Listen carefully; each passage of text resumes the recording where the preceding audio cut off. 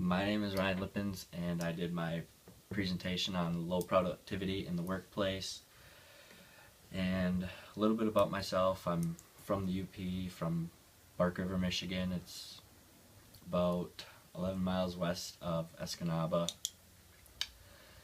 And I am doing my report on Lloyd Flanders, a company that I work for, and during the summer, and that is located in Menominee, Michigan, right on the border of Michigan and Wisconsin. And a little bit they do is they make furniture for wealthier people who can buy deck furniture. And some of the definitions on low productivity.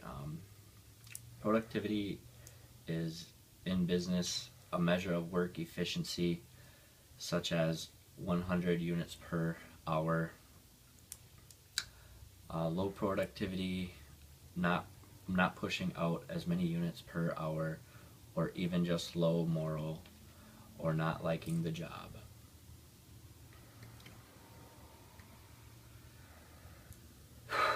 Some of the methods that I used while conducting my research was first of all, I looked on the internet just to get a little background on what I wanted, on how I was going to conduct this research, and some of the articles I used were just basic articles on what companies think low productivity is doing to their company. Also, I interviewed one person, and I looked up journals on the internet in the GRCC database. Also, I looked for a couple charts in this on the low productivity. Some of the findings that I found were the biggest thing that companies find is that with low productivity is that poor management is really the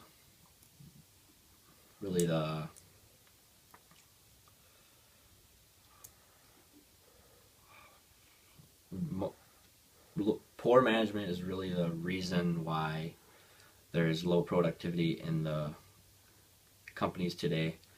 And one of the biggest factor in low productivity is really poor management.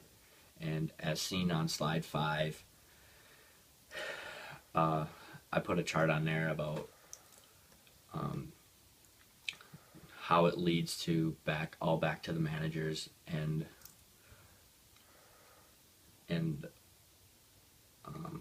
a little bit of background on low productivity.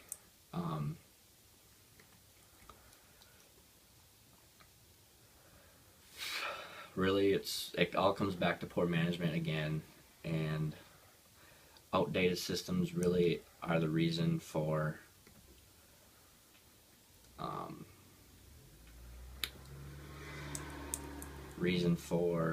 companies to have people who don't know how to run their equipment, because it's really outdated and it's hard for the employee to make as many units as they need to. Poor management also is one of the key things in today's companies, and that makes employees have bad productivity while in the work environment. It decreases productivity in many ways. The overall strategy for such a company contains inefficiencies because the manager doesn't see and they don't take the steps to implement most productive ways to complete tasks.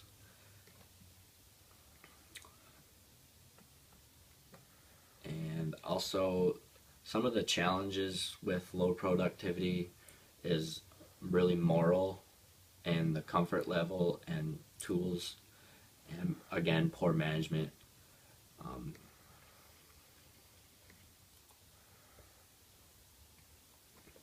One of the things with moral is employees try to work their hardest even when long hours,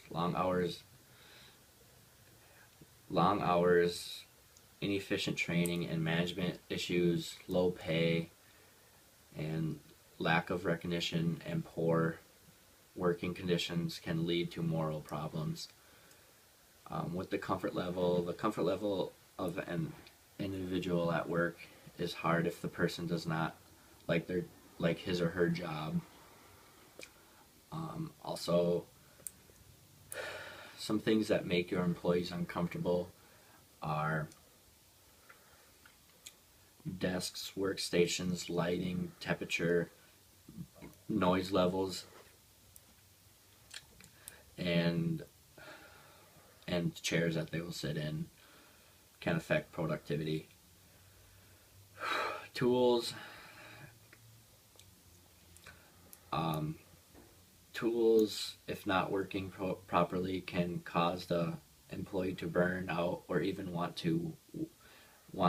not want to work all the time. And again, with poor management, when managers are uninvolved or unavailable, employees have no one to turn to direct them to their guidance. Um,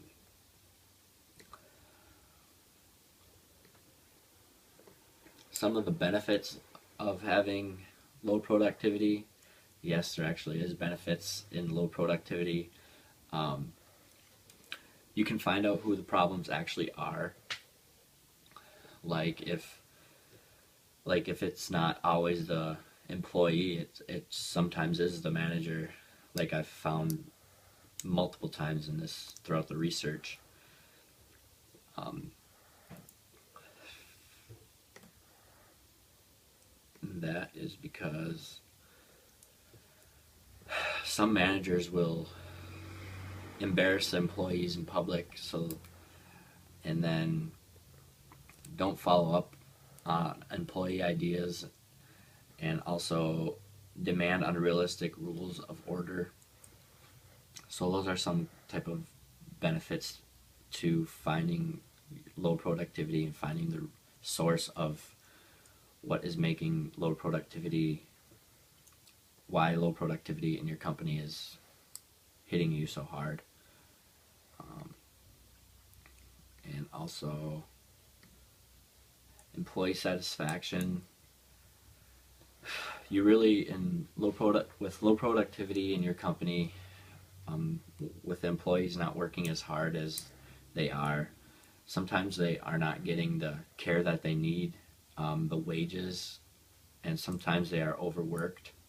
And as seen on slide 9, there's a graph that shows how the productivity in the workplace has increased over the years with the amount of wages that people are getting. And that is because minimum wage has been going up and pay increases have been going up.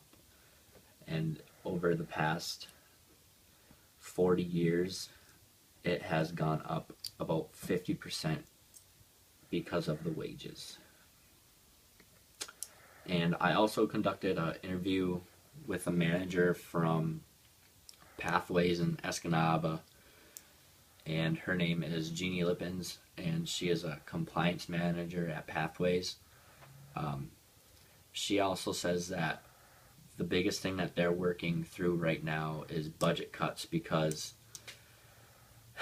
the company has overspent on a lot of different types of things. She says that her employees are overworked, and she just tries to keep a positive attitude and tells them to just keep working hard, and she leads by that example by working really hard herself. And some of the ways to overcome low productivity is the manager can establish trust and give them, and the manager can give them respect that they need and deserve, and their manager should give them the respect that they want in return. And also, building effective teams can also help overcome productivity. Um, Building teams such as coming up with ideas on how to make the company better. And one of the analysis of this, of my report, is low productivity will always be there no matter what, because you'll always have those certain employees who will not want to work as hard as the employee that's sitting next to them. So then that makes a chain reaction of why companies do have low productivity, and it shows hugely throughout the whole company. And also, the interview was my best insight on this report because it gave me a real life experience in person to see how a manager deals with low productivity in their workplace. And the conclusion of this report is some of the things that I wanted to take away is always get to know your employees and what they want to do with the company. Also, it might not always be the employee's fault. It might not even be their manager's fault. It might be the people who are running the company. And also, try to find new ways to deal with low productivity. Don't always, if one way doesn't work and it only works for a couple weeks, a couple months, and then you're back to where you were a couple months ago, you should try a different strategy with low productivity. And also, as seen on slide 14, I put a statistical chart on there with countries in the world, and United States and Canada are actually one of the best